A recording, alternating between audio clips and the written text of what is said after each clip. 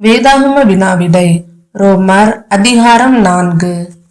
Abraham எவைகளினாலே நீதிமானாக்கப்பட்டிருந்தால் மேன்மை பாராட்ட அவனுக்கு ஏது உண்டு?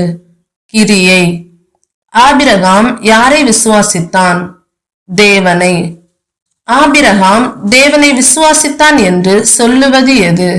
வேத வாக்கியம். ஆபிரகாம் தேவனை விசுவாசித்ததால் அது அவனுக்கு எப்படி எண்ணப்பட்டது? நீதியாக. நம்முடைய தகப்பன் என்று பவுல் யாரை குறிப்பிடுகிறார்? ஆபிரகாம். கிரியை செய்கிறவனுக்கு வருகிற கூலி எப்படி எண்ணப்படும்? கடன். யாரிடத்தில் விசுவாசம் வைக்க வேண்டும்? பாவியை நீதிமான் ஆக்குகிறவனிடத்தில். கிரியைகள் இல்லாமல் யாராலே நீதிமான்கள் ஆக்கப்படுகிறோம்? தேவனாலே. எவைகள் மன்னிக்கப்பட்டவர்கள் பாக்கியவான்கள்? அக்கிரமங்கள். எவனுடைய பாவத்தை கர்த்தர் எண்ணாதிருக்கிறாரோ அவன் எப்படிப்பட்டவன்? பாக்கியவான். ஆபிரகாமுக்கு விசுவாசம் எப்பொழுது நீதியாக எண்ணப்பட்டது? விருத்த சேதனம் இல்லாதவனாய் இருந்த போது. விருத்த சேதனமாகிய அடையாளத்தை பெற்றவன் யார்? ஆபிரகாம். விருத்த சேதனமாகிய அடையாளத்தை ஆபிரகாம் எப்பொழுது பெற்றான்?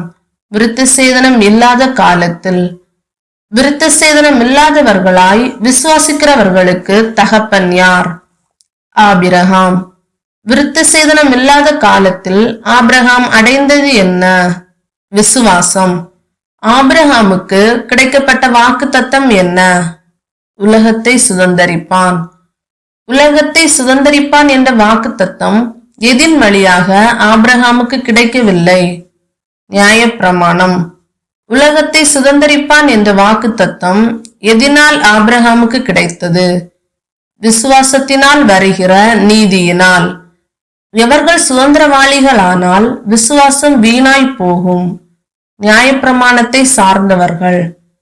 நியாயப்பிரமாணத்தை சார்ந்தவர்கள் சுதந்திரவாளிகளானால் அவமாய் போவது எது? வாக்குத்தத்தம். நியாயப்பிரமாணம் எதை உண்டாக்குகிறது? கோபாக்கினை. நியாயப்பிரமாணம் இல்லாவிட்டால் எது இல்லை? மீறுதல்.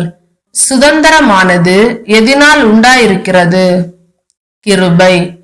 விசுவாசத்தினாலே வருகிறது எது? சுதந்திரம். ஆபிரகாமுடைய விசுவாசத்தை சார்ந்த எல்லா சந்ததியாருக்கும் நிச்சயமாயிருப்பது எது? வாக்குத்தத்தம். அநேக ஜாதிகளுக்கு தகப்பன் யார்? ஆபிரகாம். மரித்தோரை உயிர்ப்பிக்கிறவர் யார்? தேவன். இல்லாதவைகளை இருக்கிறவைகளைப் போல் அழைக்கிறவர் யார்? தேவன். அநேக ஜாதிகளுக்கு தகப்பனாவதை நம்புகிறதற்கு ஏதுவில்லாதிருந்தும் அதை விசுவாசித்தவன் யார்? ஆபிரகாம். ஆபிரகாம் எதிலே பலவீனமாய் இருக்கவில்லை? விசுவாசத்தில். 100 வயதுள்ளவனாயிருந்து தன் சரீரம் செத்து போனதை எண்ணாதிருந்தவன் யார்? ஆபிரகாம். ஆபிரகாம் யாருடைய கற்பம் செத்து போனதை எண்ணாதிருந்தான்? சாராள். ஆபிரகாம் எதை குறித்து அவ்விசுவாசமாய் சந்தேகப்படவில்லை? தேவனுடைய வாக்குத்தத்தம்.